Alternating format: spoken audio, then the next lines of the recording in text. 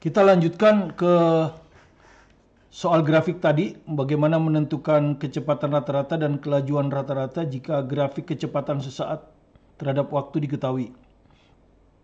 Teorinya sudah kita bahas pada bagian pertama. Bagian kedua kita lanjutkan dengan dua contoh soal ya. Ini diambil dari buku ini, Penuntun Belajar Fisika, karena memang isinya soal-soal ya. 1000 lebih soal. Soal pengantar bab 3 halaman 68. Jadi kalau Anda buka halaman 68, ini ada nomor 54 di sini ya. Ini ada nomor 54. Oke, saya bacakan saja soalnya. Seseorang melakukan perjalanan menggunakan mobil dari kota A ke kota B. Seperti ditunjukkan oleh grafik di bawah. Jadi grafiknya diketahui ini. Ini V dalam kilometer per jam, ini waktu dalam menit ya. Hati-hati, ini sini menit, di sini jam, nggak sama. Grafiknya seperti ini. Ya, ini kelihatan trapesium, ini segitiga. Sumbu Y sebagai komponen kecepatan dan sumbu X sebagai komponen waktu. Jarak yang ditempuh kendaraan tersebut selama selang waktu dari menit ke 30, jadi dia dari menit ke 30 nih, sampai ke menit 180. Jadi sampai 180. Jadi perhatikan ini penting ini. Jadi bukan dari sini, ini nggak dihitung ya, ini nggak dihitung. Nah, yang dihitung adalah mulai dari grafik ini. Nah, ini VT-nya. Ya, jadi di sini tuh 0 ya. Nah, seperti ini. Ini jarak yang ditempuh kendaraan dari menit ke 30 sampai menit ke 180 adalah multiple choice. Oke, mari kita hitung. Anda sudah tahu kalau jarak dari grafik VT ya tinggal dihitung luas keduanya ya. Dan yang negatif dipositifkan ya. Jadi kalau ini A1 maka kita hitung dulu A1 ya, luas trapesium. Luas trapesium adalah jumlah sisi sejajar ya. Ingat, hati-hati ngitungnya dari sini nih. Nah, jumlah sisi sejajar berarti yang ini ya. Nah, sama ini.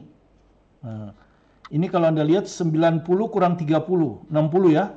Atau saya taruh di sini aja. Ah, ini 60. 90 kurang 30. Yang ini 60, ini 30, berarti ini 30. Jadi jumlah sisi sejajarnya adalah 60 tambah 30. Tapi perhatikan, ini adalah menit ya. Ini adalah menit. Nanti kita rubah ke jam ya. Misalnya ini kalau kita itu nanti 90 kita bagi. Oke. Tinggi. Dikali tinggi dibagi 2 ya. Jumlah sisi sejajar kali tinggi-tingginya ini. Ya, kalau Anda lihat di sini 40 ya. 40 ini. 40 dibagi 2 ya. Oke, jadi ini 90 menit dibagi 60 supaya jadi jam ya. Karena ini tadinya menit, jam. Dikali 40 dibagi 2, 20 ya. Dia di sini nih. Kilometer per jam. Ya, sehingga satuan jamnya hilang. Dan ini hasilnya adalah 30 kilo. Ya. Oke. Kemudian sekarang kita hitung yang A2. Tapi karena kalau jarak bisa cukup dipositifkan ya. Jadi A2 sama dengan luas segitiga. Luas segitiga adalah alas dikali tinggi dibagi 2. Alasnya ini 180 di sini, 120 di sini, jadi selisihnya 60 ya. Tapi ingat ini 60 menit. Ya, jadi ini 60 menit ini. Jadi nanti kalau dijadikan langsung aja ini 60 menit, nanti ini 1 jam ya. Nah, kali ya, alas kali tinggi, ini tingginya. Kalau Anda lihat tingginya juga 40 ya. Ya, 40. Alas kali tinggi dibagi 2 ya. Ini kilometer per jam. Ya, makanya ini dijadikan jam ya, Anda perhatikan. Kali 20 km per jam, sehingga jamnya hilang. Hasilnya adalah 20 kilo. Dengan demikian jaraknya adalah 30 ditambah 20. Sama dengan 50 km. Nah, 50 km ya. Di situ jawabannya E itu. Ya. Kalau Anda buka jawabannya E. Misalnya, kita ditanya berapa perpindahannya. Ya, jadi bukan jarak tapi dirubah ini, perpindahan yang ditempuh.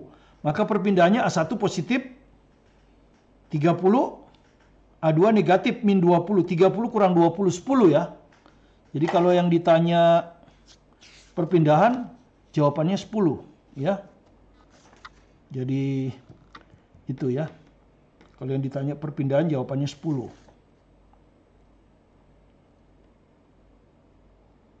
Oke.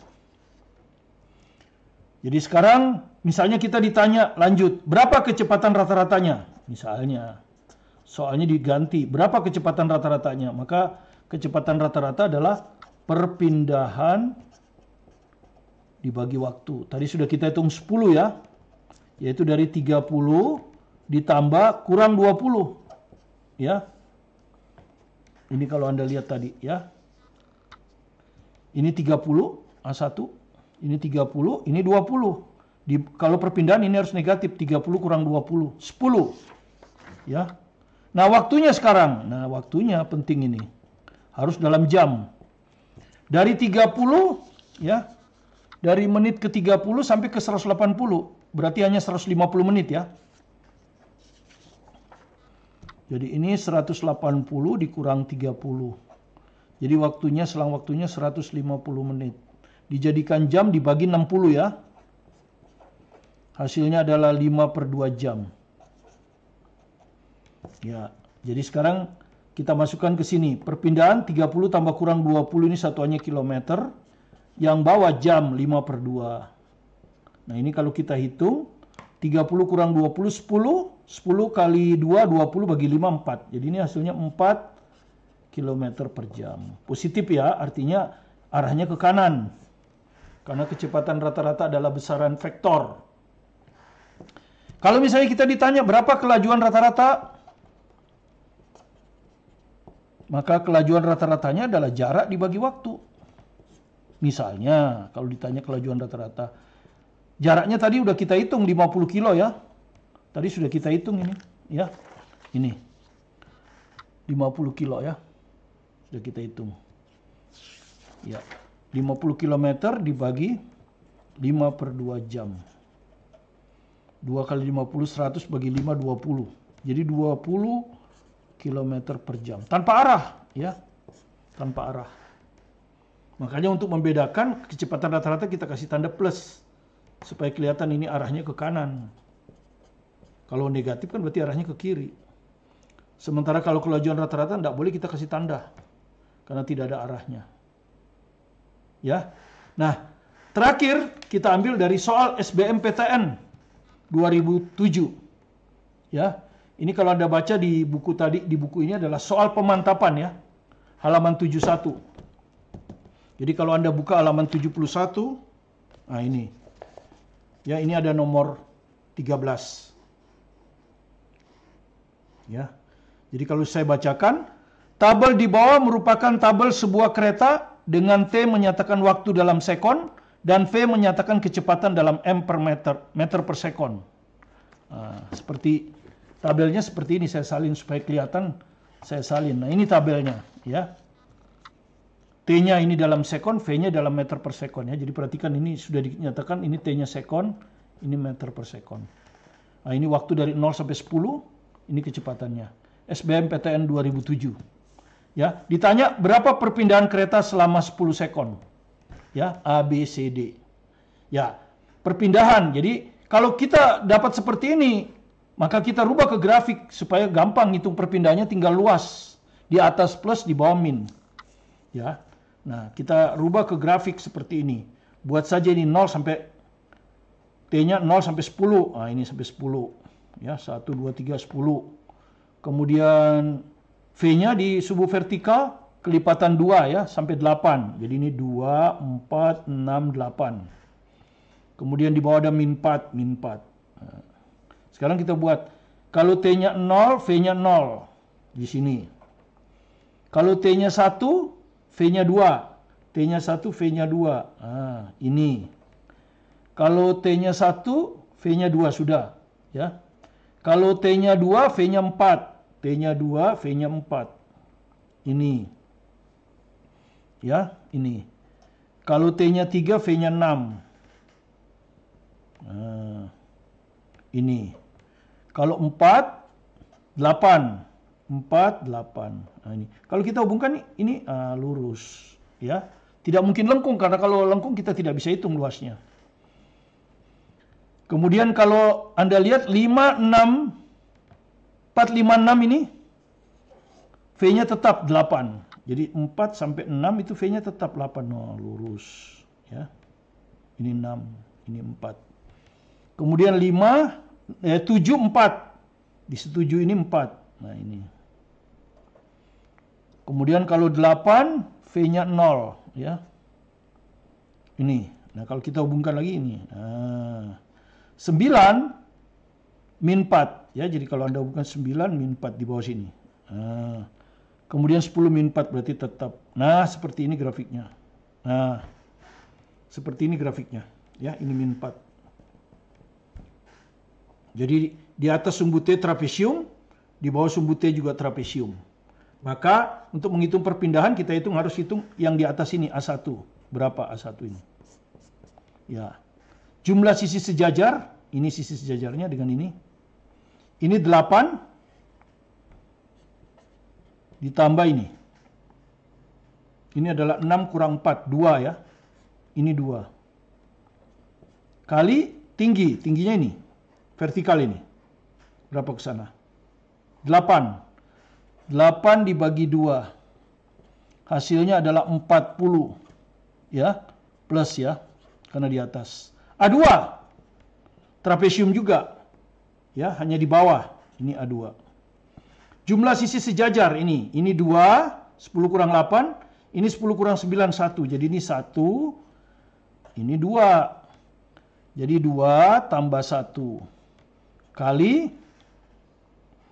tingginya ini ya 4 dibagi 2, jangan lupa ya, luas trapesium, jumlah sisi jajar kali tinggi bagi 2. Hasilnya 6. Ya, tapi negatif nanti kalau untuk perpindahan. Karena di bawah sumbu T ya. Dengan demikian perpindahan adalah ya, perpindahannya berapa? A1 40 plus A2 min, karena di bawah. 40 kurang 6 adalah 34 meter. Jadi jawabannya kalau di situ adalah B. Ya. Jadi kita selalu akan sasarannya ke soal SBMPTN, ya, ke soal tes-tes masuk perguruan tinggi lain seperti SIMA UI, UM, UGM, itu gong kita terakhir karena itulah tujuan Anda mulai dari sekarang supaya Anda tahu tujuan Anda kemana. Ada juga soal luar negeri akan kita berikan nanti, soal di Amerika, GRE dan itu. Jadi sebelumnya Anda subscribe, like dan kasih komen kalau Anda ingin kasih komen. Semoga apa yang kita jelaskan ini bisa jelas. Dengan demikian soal grafik ini pengantarnya sudah selesai. Nanti kita habis ini akan masuk ke gerak lurus berubah beraturan dan kita akan dapat grafik yang lebih sulit. Tapi di soal berikutnya saya akan memecahkan soal gerak lurus beraturan juga, tapi dengan grafik. Ya, itu karena itu juga sering keluar di soal atau pernah lah keluar di soal UN dan SBMPTN. Jadi supaya lengkap kita harus semua tinjau dari semua sudut. Kemarin kita pecahkan gerak lurus beraturan dengan 2 cara, yaitu menggunakan persamaan perpindahan dan persamaan posisi untuk susul menyusul dan pertemuan. Nanti kita akan lihat grafik susul menyusul, tapi berbentuk grafik bagaimana menghitungnya ketika mereka saling susul menyusul. Terima kasih, sampai ketemu di video berikutnya. Saya Martin Kanginan.